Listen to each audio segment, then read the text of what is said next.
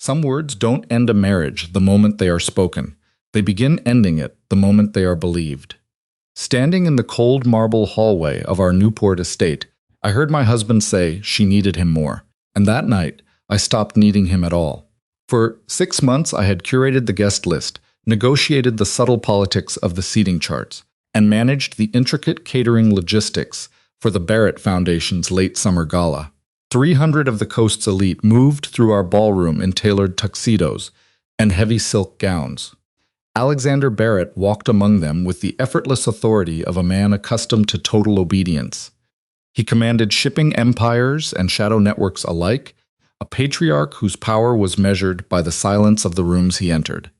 Yet the foundation of his perfect public life, the fresh white orchids, the flawless timing of the string quartet, the precise temperature of the champagne, was my invisible burden.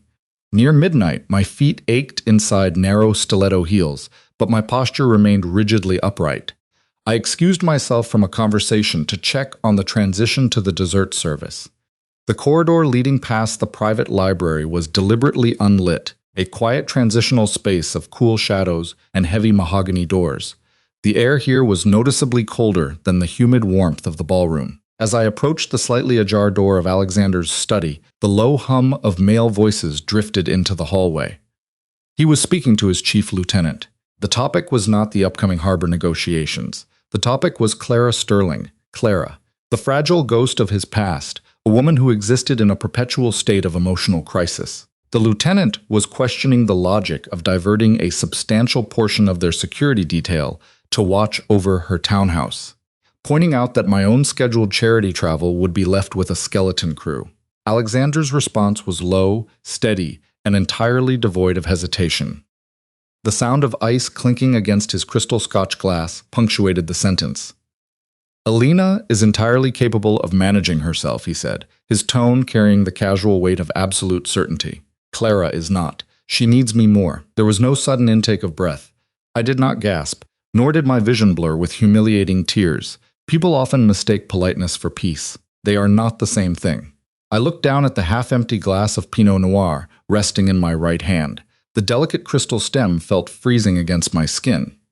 Moving with deliberate slowness, I lowered the glass toward the edge of a veined marble console table. The heavy base met the polished stone without making a single sound. My knuckles were pale, the blood drained from my fingers, yet my hand remained completely steady. I did not demand to know why my competence was being punished while her fragility was rewarded. I simply turned my back to the study and walked away. The gala concluded 2 hours later. I performed the final farewells standing shoulder to shoulder with Alexander at the grand entrance. He placed a heavy, tailored hand against the small of my back as the last guest departed, an automatic gesture of ownership that now felt completely hollow. He smelled of cedar wood and the damp night air. I did not shrink away, nor did I lean into his warmth. I merely existed in the exact space he required me to occupy. When the final car disappeared down the sweeping gravel driveway, Alexander retreated to his study to finalize the night's operations. I walked up the curved staircase alone. The master suite was vast, dominated by floor-to-ceiling windows overlooking the restless Rhode Island coast. Outside, the weather was already turning. The late summer warmth was surrendering to a chilly autumn, and a thick silver fog was rolling in, slowly swallowing the dark ocean water below. I sat before my vanity mirror. The silence of the room was heavy, broken only by the distant crash of waves against the seawall. I looked down at the platinum wedding band on my left hand. For 7 years, it had been the heaviest thing I carried. It was supposed to be a symbol of an unbreakable partnership, a promise that behind the iron gates of his empire, my loyalty would be protected. Instead, it had become a leash of expectation, a guarantee of my invisible service. I pressed my thumb against the metal and slid the band off my finger. It dragged slightly over my knuckle before coming completely free. A pale indentation remained on my skin, a ghost of a commitment that had already evaporated in the library corridor. I pulled open the bottom left drawer of the vanity desk and reached into the back corner. My fingers brushed the soft fabric of a velvet ring box. I opened it, pressed the platinum circle into the dark cushion, and closed the lid. The hinge snapped shut with a definitive, quiet click. I did not throw the box across the room. Anger was loud. Sadness was loud. Calm meant something had already ended. Instead, I began to systematically clean my vanity counter. I arranged my silver-backed hairbrushes so their handles ran parallel to the glass. I aligned my perfume bottles by height, wiping away invisible smudges with slow sweeps of my hand. I was treating the end of my marriage not as a tragedy, but as a logistical audit.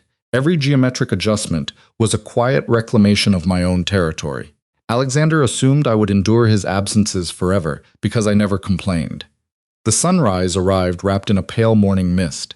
Thick gray fog rolled off the Atlantic, pressing against the panoramic glass walls of the coastal mansion and swallowing the manicured lawns. Normally, by 6 in the morning, the heavy marble kitchen would be fully illuminated, humming with the quiet precision of a well-oiled machine. For 5 years, my routine had been unbroken. I would wake before the household staff, measure the exact gram weight of the dark roast beans, and calibrate the water temperature to perfection. I knew exactly how he liked it, strong enough to shock the system, served the moment his foot hit the bottom stair. The white porcelain cup would be warmed, waiting on the center island to receive Alexander's customary double espresso. It was a silent, daily offering of care, quietly woven into the fabric of his life, a routine so dependable that it had become completely invisible to him. Today, I did not reach for the light switch. I let the sprawling kitchen remain submerged in the dim, blue shadows of the early hour. The espresso machine stayed entirely silent. I walked past the heavy steel appliance without a second glance, my footsteps completely soundless on the cold stone floor. The white porcelain cup sat empty on the far edge of the marble, a stark and hollow object stripped of its usual purpose. Instead of grinding his coffee, I reached for a small, simple kettle, filling it with just enough water for one person. I watched the surface bubble and simmer, listening to the soft hiss of the steam. Taking a delicate herbal bag from the pantry, I brewed a simple cup of chamomile tea. The gentle floral scent rose in the damp air, grounding me in the immediate present. Wrapping both hands around my warm mug, I moved toward the tall window overlooking the cliffside. The glass was freezing against my shoulder as I leaned against the frame. I took a slow sip. It was the first time in half a decade that I had intentionally ignored the morning rhythm of the house. There was no anxiety in my chest, no lingering fear that I was failing my duty. There was no frantic urge to rush back and correct the omission before my husband came downstairs. There was only a profound echoing stillness. The end of a marriage begins quietly. It starts the second a woman decides that carrying the weight of a man's world is no longer her responsibility. Choosing not to make his coffee felt like exhaling a breath I had been holding since the day we married. I sat there in the shadows, letting the mist thicken outside, and allowed the invisible machinery of his world to simply stop running. An hour later, the heavy thud of footsteps sounded on the grand staircase. Alexander descended with his expected authority, the rhythmic click of his leather shoes echoing through the quiet foyer. He was a man who expected the world to be arranged for his convenience, long before he even entered a room. He would step out of the shower, expecting a perfectly pressed suit waiting on the valet stand. He would walk into the dining area, expecting the rich, dark aroma of freshly roasted beans to greet him, warming the massive, drafty house. But this morning, the air in the estate was completely devoid of that familiar scent. The ambient temperature was noticeably sharper, the coastal chill seeping through the walls because I had not walked to the control panel to adjust the thermostat. He stepped into the kitchen, his posture rigid as he mechanically adjusted the silver cufflink on his left wrist. His brow furrowed slightly as his dark eyes swept over the dim, unlit space. The shadows still clung to the corners of the room, unbroken by the usual warm glow of the pendant lights. He stopped abruptly at the edge of the center marble island. His gaze landed squarely on the white porcelain cup. It was perfectly clean, completely dry, and entirely empty. I remained seated by the cold window, my hands resting lightly around my half-empty mug of tea. I did not turn my head to look at him. I simply watched the gray waves crashing against the distant, jagged rocks, letting the rhythm of the ocean fill the heavy silence between us. "Sleeping in, Elena?" Alexander's voice finally broke the stillness, carrying a low, casual amusement. He tried to brush off the unusual quietness with a practiced, easy joke, assuming this was merely a temporary lapse in my otherwise flawless discipline. I thought I smelled a domestic strike. Usually, This place is running at full capacity by now. Are we out of the dark roast? He waited for my soft apology, for the sudden rush of movement as I hurried to the espresso machine to correct my mistake. I did not move. My shoulders remained relaxed, my posture entirely still. I decided to make tea today, I answered softly, keeping my gaze fixed on the fog outside. My tone was composed, smooth, and entirely devoid of any sharp edges. Alexander paused, his fingers lingering on his cuff. He looked at the unplugged machine, then back at me, a brief flash of genuine confusion crossing his stoic features. He was unaccustomed to answers that did not serve his immediate needs. Right. Well, I have that logistics board call at 8. Did you finalize the itinerary for the Chicago trip? I couldn't find the printed folder on my study desk. I haven't checked your calendar, I replied, my voice remaining entirely even. I took another slow sip of chamomile. You will need to ask your executive assistant to send it over. I am sure she has the latest version. He stared at my profile, the casual amusement rapidly draining from his expression. The space between us felt suddenly vast, filled with the absence of a dozen tiny routines I was no longer performing. He assumed my courteous restraint meant all was well, misjudging the depth of my withdrawal. Anger would have given him something to manage, a conflict he could negotiate, dismiss, or overpower. But my courteous detachment offered him nothing to grip. I was speaking to him not as a devoted partner, but as a polite stranger sharing a corporate waiting room. He stood in the center of the cold stone floor, surrounded by the expensive silence of his own home, staring at an untouched cup. He did not know it yet, but the invisible foundation of his daily life had already begun to dissolve. The morning sunlight filtered through the tall, arched windows of the conservatory, casting long, pale shadows across the stone floor. I sat at the small iron table where I had managed the quiet logistics of our lives for years. Across from me sat Martha Gable. She had been the head housekeeper of the Rhode Island property long before I arrived, a woman of few words and strict discretion. Today, she held a notepad, her posture stiff with unspoken questions as I handed her a stack of manila folders. These are the updated vendor schedules for the remainder of the season, I told her, my voice completely level. The landscapers must not use the heavy equipment before 10 in the morning on weekends. Alexander's sleep is light when the syndicate negotiations run late into Friday night. The housekeeper nodded, her pen moving quietly over the paper. She did not ask why I was suddenly delegating a task I had overseen with religious devotion since my first month in this house. Regarding his wardrobe, I continued, sliding another typed sheet across the glass tabletop. The dry cleaners on the mainland know his exact preferences, but they occasionally substitute the starch on his formal collars. He hates that. You will need to inspect the garments before they are hung in his dressing room. I spoke with the detached precision of an outgoing officer training a successor. There was no tremor in my hands. There was no tight edge of bitterness in my throat. I did not mention the charity event. I did not utter Clara's name. Seeking sympathy from the staff would have been a profound betrayal of my own dignity. Instead, I carefully tapped a thick medical dossier, aligning its edges perfectly with the table's iron frame. This is the most critical item. My husband has a severe allergy to the iodine contrast dye used in standard MRI scans. He forgets to mention it to his physicians because he assumes I have already updated his charts. From now on, you or his assistant must physically confirm this with the clinical staff before any procedure. Martha looked up from her notes. Her dark eyes searched my face, recognizing the unyielding finality in my instructions. A serene exterior is easily mistaken for contentment, but the older woman understood the profound severing that had occurred. She saw the empty space on my left hand where my platinum band used to sit. "Ma'am," she began softly, her voice barely rising above the hum of the climate control system. "Will you be needing me to prepare the guest list for the upcoming foundation dinner?" "No," I answered, folding my hands together in my lap.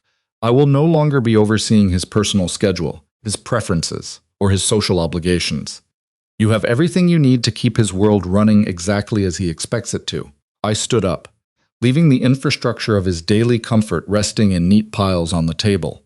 The transaction was complete. The house would continue to function, but its heartbeat, my invisible, constant labor, had been entirely withdrawn. By Wednesday afternoon, the insulated reality Alexander had taken for granted began to fracture in quiet, mundane ways. He commanded an empire built on ruthless authority, capable of orchestrating the movement of millions across international waters with a single phone call.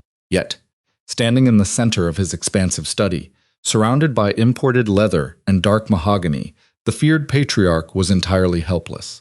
The disruptions must have started small. His morning meeting with the regional captains was delayed because his preferred tailor had delivered the wrong cut of suits to his office, a logistical failure that would have never reached his desk previously. Then came the realization that his afternoon calendar was completely empty of the usual buffer zones I deliberately scheduled to prevent his exhaustion. I would learn later that he had snapped at his assistant, demanding to know why his day felt so chaotic, only to be met with terrified silence. Now, he needed a specific post-operative medical file to clear a renewed insurance policy for the shipping firm. He pulled open the heavy brass handle of his top drawer. It was filled with expensive fountain pens, loose business cards, and velvet watch boxes. No folders. He moved to the lateral cabinets flanking the massive desk, yanking them open one by one. Rows of financial documents stared back at him, neatly alphabetized by his corporate team, but his personal life was nowhere to be found. He muttered a harsh curse under his breath, stepping back to survey the immaculate room. The silence of the estate seemed to press heavily against his shoulders. For years, he had never needed to know where a single piece of paper was kept. He simply asked a question, and the answer appeared in his hands. He needed a file, and it was waiting on his leather chair before he even articulated the thought. He picked up his phone to call me. It was an automatic reflex, a muscle memory forged by years of relying on my silent coordination. He dialed the number, his thumb hovering over the bright screen, fully expecting the familiar sound of my voice to instantly resolve his frustration. The call went straight to my sterile, automated voicemail. Alexander slowly lowered the device. The mahogany desk stretched out before him, vast and entirely useless. He could manipulate international shipping lanes and demand the loyalty of ruthless men, but he could not conjure a single medical record. He opened another drawer, pushing aside leather-bound notebooks and forgotten tie clips, his movements growing sharper, more erratic. The realization did not arrive like a loud explosion. It settled into the room like a cold winter draft. The flawlessly maintained fortress he believed he controlled had never run on his power. It had run on my attention, and now that attention belonged to me alone. The afternoon rain traced slow, erratic lines down the heavy glass windows of Thomas Finch's downtown law office. Inside, the room smelled of aged leather, polished mahogany, and the quiet discretion that immense wealth required. I sat very still in the high-backed visitor's chair, my posture as composed as the pristine stacks of legal documents resting on the desk between us. There were no tears. The time for grieving the collapse of a marriage had already passed in the cold, unlit kitchen of the grand residence weeks ago. Now, there was only the methodical quiet of a departure.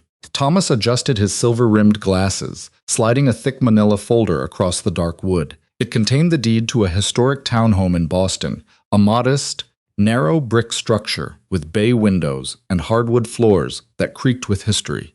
It was a space that required no staff to maintain, entirely disconnected from the sprawling, icy grandeur of Alexander's coastal empire. I reached forward, my hand steady as I traced the edge of the paper. I signed my maiden name, Vance, at the bottom of the page. The scratch of the fountain pen was the only sound in the room. "The property is fully secured under your name," Thomas said, his voice lowering into the careful tone of a protective counselor. He pulled a second, much thicker stack of files from his briefcase. "Now, regarding the dissolution of the shared assets, Alexander's holdings are vast. Between the legitimate shipping routes, the coastal real estate, and the less transparent familial networks, we have grounds to demand a highly aggressive restructuring. We could freeze his secondary accounts by Friday. We can make this separation extremely painful for him." I did not immediately look up. I carefully screwed the cap back onto the fountain pen, aligning it precisely beside the inkwell. I understood the mechanics of power and revenge. For years, I had watched the men in my husband's world destroy each other over territory, pride, and perceived disrespect. Thomas was offering me a weapon, a chance to inflict a visible, undeniable wound on a man who had treated my devotion as an automatic entitlement. "No," I said softly. The single word hung in the quiet air, firm and unyielding. Thomas frowned, leaning forward. "Elena, you built the foundation of his public legitimacy. You managed the intricate social webs that kept his family insulated. You are entitled to half of the empire." "I am not interested in his empire, Thomas," I replied, my voice remaining perfectly level. "If I take his money, I remain tethered to his world. I am claiming only the initial capital my father left me, and I am transferring the philanthropic foundation entirely back to my maiden name. Nothing more." I looked up, meeting the attorney's concerned gaze. Money is just another lock on a different cage. I want a clean break. The freedom to simply exist without his permission is worth far more than anything sitting in his offshore accounts.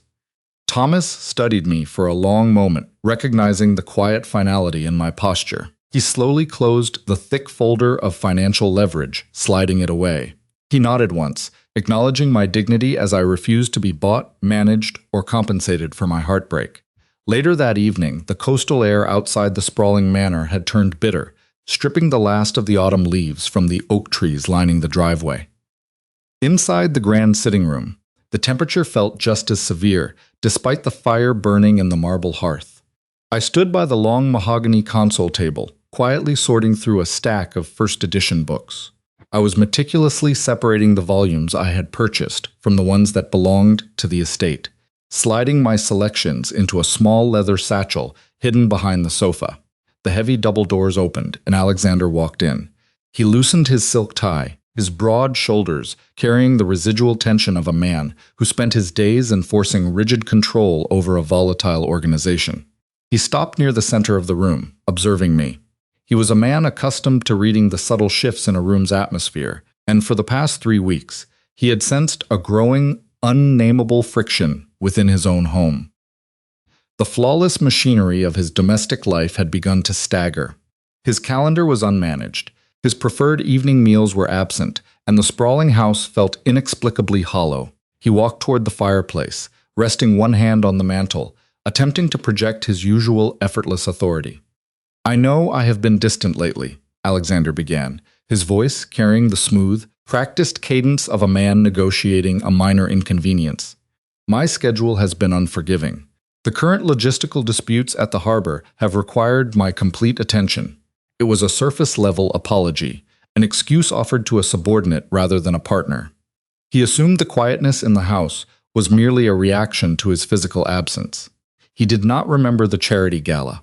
He did not realize I had heard his blunt assessment of my independence, or that I knew exactly who he had been comforting while I stood alone in the dark hallway. I paused my sorting. I did not turn around to face him, nor did I demand that he acknowledge the true depth of his neglect. I simply smoothed my hand over the gold-embossed spine of a poetry collection. "It is fine, Alexander. You have your responsibilities." He sighed, running a hand through his dark hair, visibly relieved that I was not demanding an emotional confrontation. He looked around the immaculate, high-ceilinged room, his brow furrowing as he tried to identify what, exactly, felt so profoundly wrong. "The house feels different lately," he murmured, adjusting his silver cufflink in a habitual gesture of control, like a familiar song missing a few notes. He waited for me to fill the silence, to step forward and reassure him, to explain what he was failing to see. Instead, I picked up the final book and placed it into my satchel. I finally turned to look at him. My expression was serene, empty of the protective warmth I had offered him for years. "Would you like more tea?" I asked. Alexander blinked, caught off guard by the mundane question, before a small, satisfied smile touched his lips. He mistook my calm demeanor for acceptance. "Yes, thank you." He settled into the heavy leather armchair, stretching his legs toward the fire, comfortable in his ignorance. He watched me walk toward the silver service tray, entirely unaware that the woman pouring his tea was merely a ghost in his house, and that my packed suitcases were already waiting in the shadows of the guest wing closet. I stood in the center of the Newport estate, listening to the profound stillness of a house that had finally stopped, waiting. It was a Tuesday afternoon, the air outside heavy with the damp, misty chill of early autumn. Inside, the climate control maintained a perfect, artificial warmth, yet the marble floors felt like ice beneath my shoes.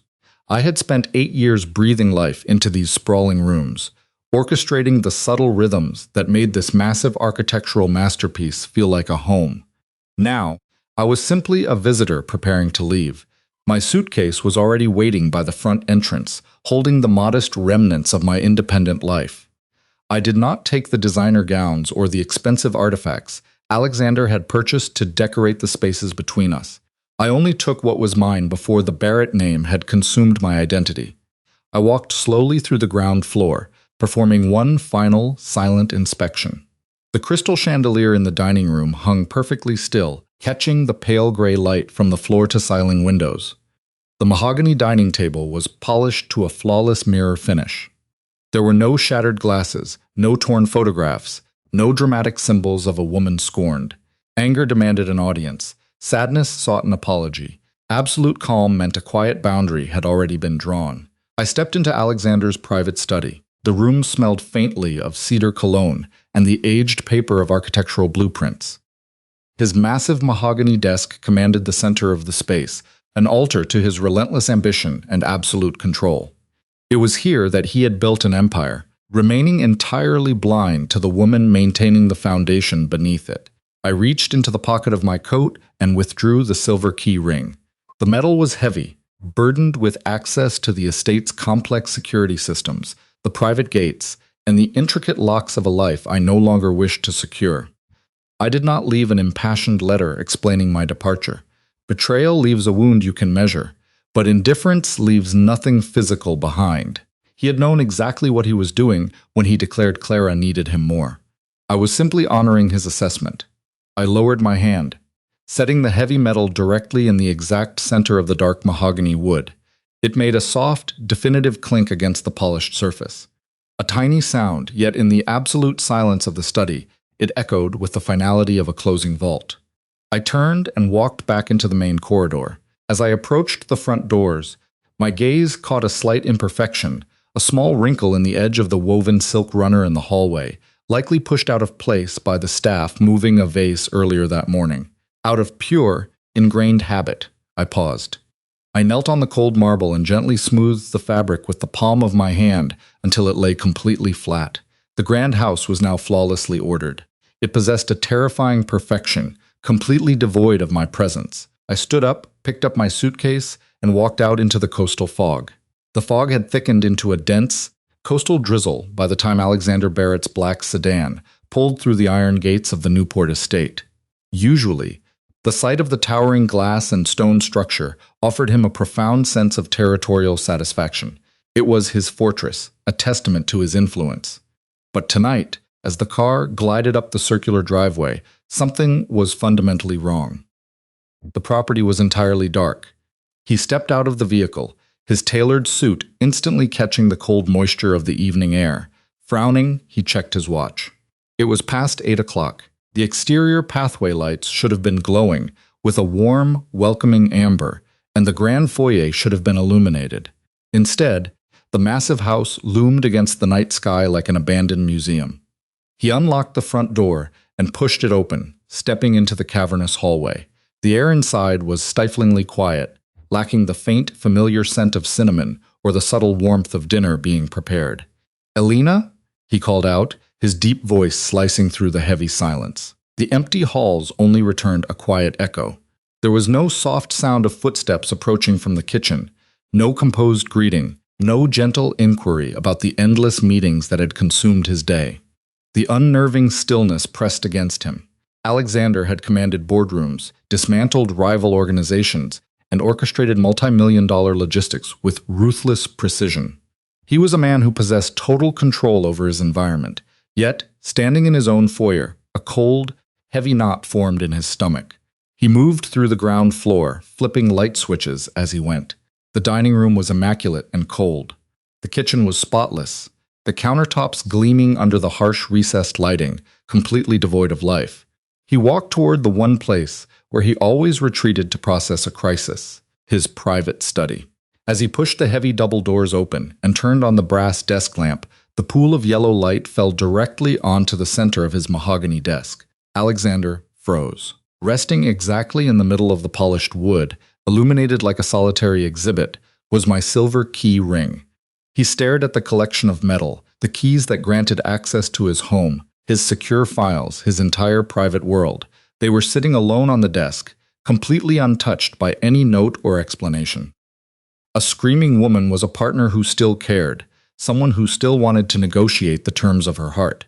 A spouse who left only her keys had quietly accepted that there was nothing left to say. He slowly approached the desk. He did not touch the metal ring. He stood over it, his chest tightening as the reality of the cold, pristine estate began to crush him. He had spent years assuming my quiet dependability was an eternal, unbreakable resource, a foundation he could ignore while he tended to more fragile obligations. He had thought his wealth and his name were enough to keep me anchored. He was wrong. The house was in order, but the walls of his life had just collapsed. The following morning broke pale and overcast, pressing a damp chill against the towering glass windows of the Newport estate. Alexander Barrett stood in the center of the master suite, surrounded by thousands of square feet of imported Italian marble and vaulted ceilings. It was a monument to his power, built to intimidate rivals and shelter his legacy. Now, it was just a mausoleum of quiet echoes. The environment felt fundamentally altered, as if the very oxygen had been quietly drained from the room. He walked slowly toward my vanity room. The heavy oak door yielded without a sound. Inside, the space was immaculate and terrifyingly barren. My silver-backed brushes were gone. The crystal perfume bottles that used to catch the early light were missing. Only the faint, fading scent of cedar and white rose remained, a ghost lingering in the climate-controlled air. He opened the top drawer of the vanity, empty. He pulled the second one, empty. There was no hurried mess left behind, no abandoned clothes or discarded items that would suggest a sudden, emotional flight. I had packed with the same terrifying precision I applied to everything else in my life. He reached the bottom drawer. It felt slightly heavier as he pulled it open. Deep in the back corner, resting against the dark velvet lining, sat a thick, hand-bound leather ledger. He opened the cover. He was wrong. It was not a diary of personal grievances. It was an operational blueprint of his entire existence. Page after page was filled with my neat, precise handwriting. He turned the heavy parchment, his eyes scanning columns of data he had never known existed. There were exact schedules for his blood pressure medication, cross-referenced with the time zones of his international flights. There were detailed profiles of his capos and business associates, noting their specific food allergies, the names of their children, and the exact anniversaries of deceased relatives so white orchids could be sent on his behalf. He turned another page. I had mapped out the supply chain for the estate's security detail, ensuring the night shift received hot meals without disrupting the perimeter rotation. I had tracked the maintenance of his fleet, the renewal dates of his foundation leases, and the subtle, shifting moods of his most volatile lieutenants. They were minor, invisible details, the exact structural elements of his piece that he had always taken for granted. Alexander stared at a specific entry from 3 months ago. Remind Thomas Finch to delay the offshore transfer. Alexander is sleeping poorly and will miss the discrepancy in the contract. He had always thought his empire ran flawlessly because men feared him. He thought his wealth and reputation were the gravity that held his world together. Sitting in the cold light of the window, the truth settled over him like winter frost. His power had not sustained his life. My silent, unrelenting labor had. He closed the leather ledger. The sound of the thick cover snapping shut echoed loudly in the empty room. It wasn't anger. It wasn't triumph. It was the heavy, crushing weight of clarity. Alexander carried the ledger down the grand staircase. His footsteps, usually heavy and authoritative, sounded hollow against the marble. He found Martha Gable in the main dining room. The head housekeeper was quietly folding linen napkins, her movements precise and unhurried. She did not look up immediately when he entered. That, in itself, was a subtle shift in the estate's gravity. Without my presence to enforce the rigid hierarchy of his comfort, his presence no longer commanded immediate, terrified attention.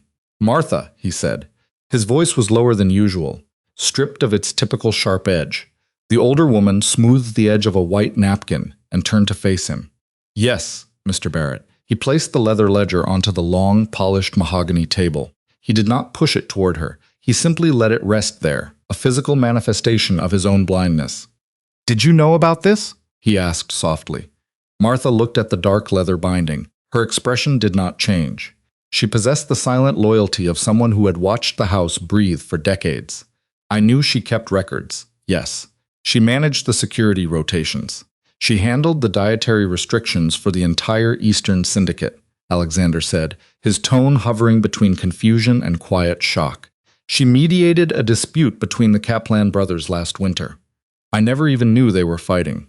Martha picked up a silver-polished spoon, inspecting it in the dim light before setting it down. She invited them both for tea in the conservatory. She spoke with them for 2 hours. They left with their pride intact, and the issue never reached your desk. "Why?" he asked. The question was barely more than an exhale. "Why didn't she tell me?" "Because you demanded perfection, sir," Martha answered calmly, meeting his eyes with a steady, unbribable gaze. "You wanted the machinery of your life to run without friction. Mrs. Vance ensured that it did. She was sworn to secrecy by her own standard of care. She protected your peace." Alexander stared at the empty chairs surrounding the massive dining table. He had always believed he was the ultimate protector. He had told his fragile first love that she needed him more, assuming I was perfectly self-sufficient, a woman who required nothing but his name and his bank accounts. He had been entirely wrong. I hadn't needed his protection. I had been busy providing his. "She didn't just run the house," he murmured, tracing the edge of the leather cover with his thumb. "No," Martha agreed quietly. "She ran the quiet spaces you were too busy to notice." The housekeeper picked up the stack of folded linens. Before turning to leave, she paused, looking at the powerful man standing awkwardly in his own dining room. "A lack of conflict is easily confused with harmony," Martha said softly. "But they are entirely different realities. The quiet in this house wasn't peace, Mr. Barrett. It was just her, holding everything together." She walked out of the room, leaving him alone with the ledger. Outside, the autumn wind picked up, rattling the heavy glass of the panoramic windows. The walls of his life remained standing, but the foundation had already been removed. Alexander slowly lowered himself into the nearest chair. He did not issue any orders. He did not pick up his phone to call his security team. For the first time in his life, the patriarch of the Barrett Syndicate had absolutely no idea what to do next. The corporate headquarters of Barrett Holdings sat insulated from the coastal winds, a massive fortress of steel and tinted glass overlooking the gray expanse of the harbor. Inside his executive suite, Alexander Barrett treated the collapse of his private life exactly the way he handled a fractured supply chain. He reverted to the swift, overwhelming application of capital.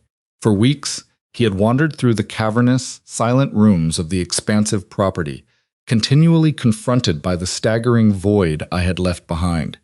The absence of my quiet management had unsettled him deeply, but rather than sitting with the uncomfortable reality of his own emotional failure, he retreated into the only language he truly understood: leverage. He summoned his senior logistics director to the 50th floor. The directive he issued was not for a new shipping route or a commercial warehouse acquisition. It was for a vehicle. He demanded a custom-ordered, silver-gray European sedan, fresh off the production line, featuring an interior that smelled of untouched leather and polished ash wood. The executive planned the delivery with the precise, sterile efficiency of a corporate merger. He signed the heavy, watermarked purchase order without bothering to read the underlying financial terms. The actual cost was entirely irrelevant. In his isolated, powerful worldview, the magnitude of the price tag was meant to serve as a direct, undeniable measurement of his regret. "Have the exterior fully detailed," Alexander instructed, his voice flat, betraying none of the quiet panic tightening in his chest. "Park it directly in front of the Boston townhome. Hand the keys to her, and only to her. Do not leave the location until she accepts them." He adjusted the cuff of his tailored suit, dismissing the associate with a sharp nod.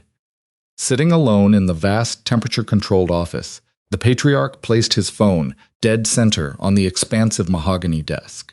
He expected this grand material gesture to finally bridge the terrifying distance between us. Throughout his entire life, wealth had functioned as a universal solvent. It dissolved conflict, bought silence from bitter rivals, and secured permanent loyalty from his subordinates.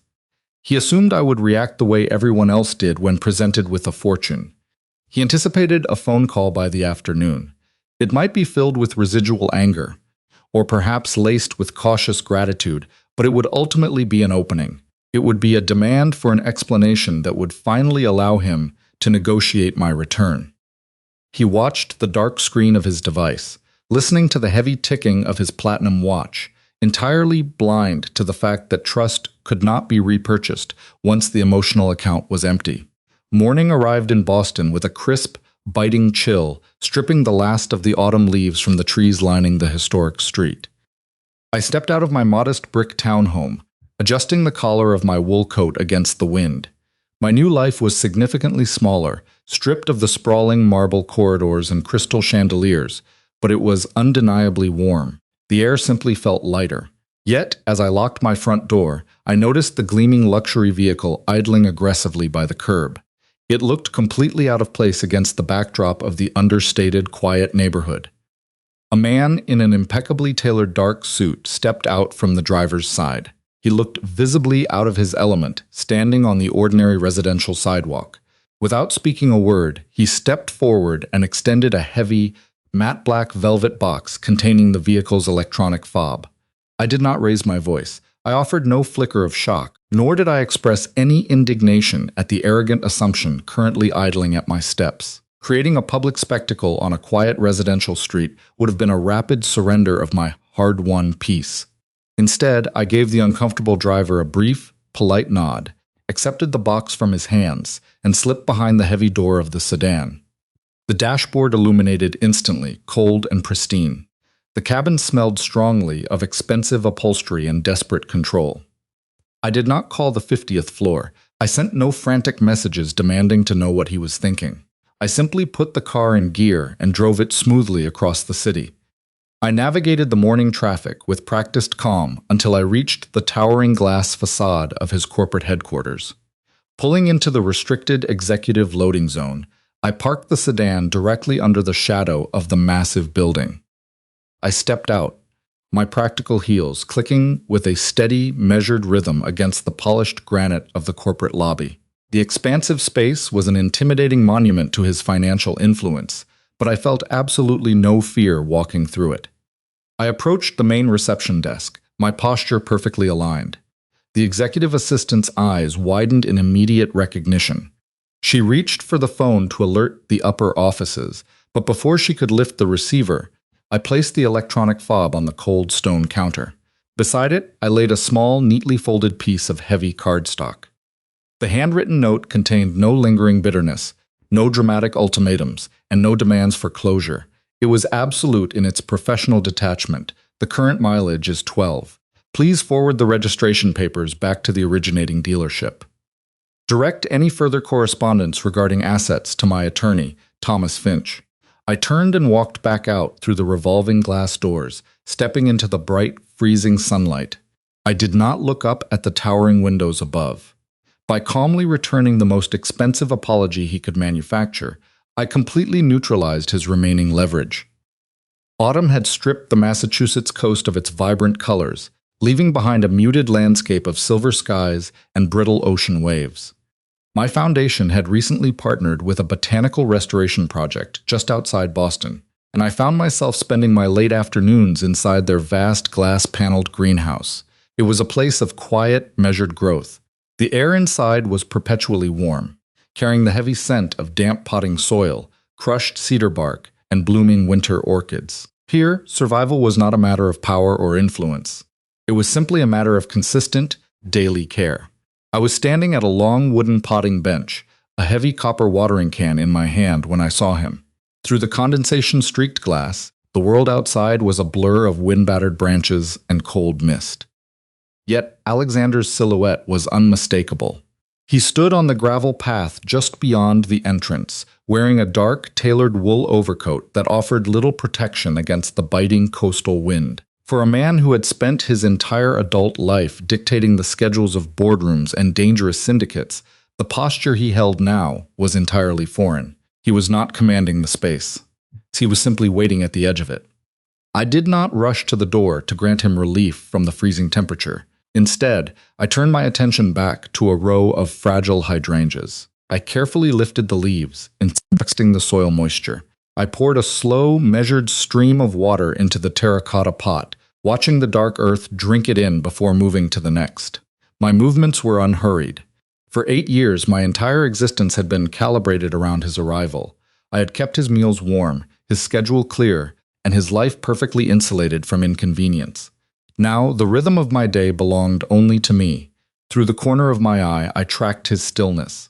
The men in his world were accustomed to doors, opening the moment they arrived. Alexander had always lived with that exact entitlement. He had expected me to be an extension of his power, a quiet shadow who anticipated his needs before he even had to articulate them. Now he was experiencing the profound quiet of being unneeded. 20 full minutes passed. The temperature outside was dropping rapidly. Alexander shifted his weight slightly, his leather shoes crunching against the frost-covered gravel, but he maintained his vigil. The wind whipped at his coat, driving the autumn chill deeper into his shoulders. But he did not knock.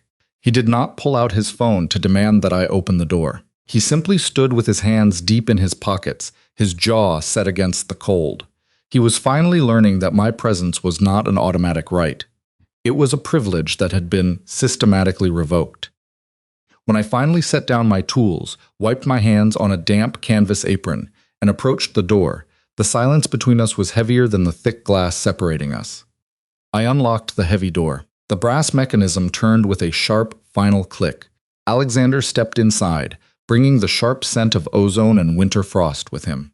The contrast between the freezing wind he carried on his coat and the humid warmth of the greenhouse seemed to physically disorient him for a fraction of a second. He closed the door firmly, sealing out the storm. We stood barely 3 feet apart. He looked completely out of place, standing on the damp gravel floor, surrounded by creeping vines and unfinished wooden benches. The cold had drawn the color from his face, and his dark hair was windblown, stripping away the flawless, untouchable polish he usually wore like armor. He did not step closer. "You waited," I said softly, my voice barely carrying over the sound of the wind rattling the high glass roof. "I would have waited until the snow fell," Alexander replied. His voice was raw, stripped of its usual commanding cadence. He kept his distance, honoring the invisible boundary I had drawn, the day I left the silver key ring on his mahogany desk. He looked at the rows of meticulously tended plants, the damp earth, and the organized tools. Then he looked at me.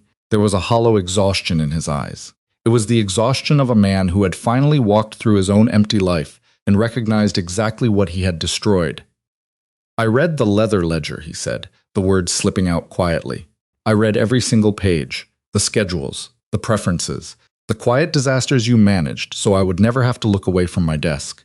He paused, his throat working. "I thought I was providing for you. I thought the money, the estate, the name, I thought that was enough.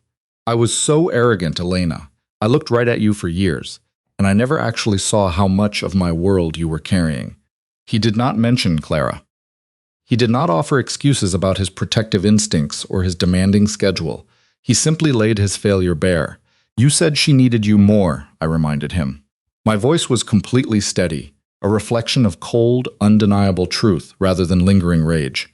"You believed that because I was competent. I didn't require your presence. You punished me for my strength." Alexander closed his eyes, a physical flinch visible across his broad shoulders. "It was the worst mistake of my life. I made you feel completely alone while you were standing right beside me. And the moment you stopped holding the foundation up, my entire life collapsed."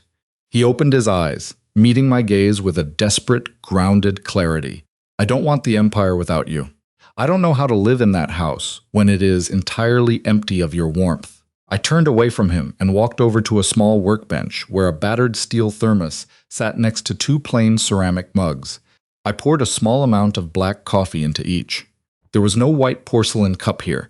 There was no perfectly pulled espresso. There was only the harsh, unpolished reality of the present. I held one mug out to him. Alexander reached out and took it. His fingers brushed against mine for a fraction of a second, cold, hesitant, and entirely human. As he took the cup, his gaze dropped to my left hand. My fingers were bare. The platinum wedding band remained exactly where I had left it, locked away inside the velvet ring box in the dark. He stared at my empty ring finger for a long moment, but he did not ask me to put it back on. He understood that wealth could buy a diamond, but it could not buy the right to place it on my hand again. I am not coming back to Newport, I told him, taking a slow sip of my coffee. I am not returning to a life where I am invisible. My foundation remains in Boston. My home remains in Boston. If you want to be part of my life, you will have to show up without demanding that I erase myself to make room for you. Alexander nodded slowly. The powerful Mafia patriarch simply accepted the boundary without a single condition of his own. Tell me where to be, he said softly. Tell me how to earn it. I will learn. We stood together in the quiet greenhouse. There was no dramatic reconciliation, no sudden erasure of the long, painful months of silence. Trust was a house built brick by brick, and we were standing on the bare foundation. But as the late afternoon sun finally broke through the heavy autumn clouds, casting a pale, golden light across the damp terracotta pots, the air between us felt fundamentally different. Marriages are rarely lost in one terrible moment. They slowly disappear through ordinary choices. And perhaps, if they are ever truly saved, they are rebuilt exactly the same way. The future did not feel like a cage. As I took another sip of coffee, standing beside a man who was finally learning how to stay, it simply felt like an open road.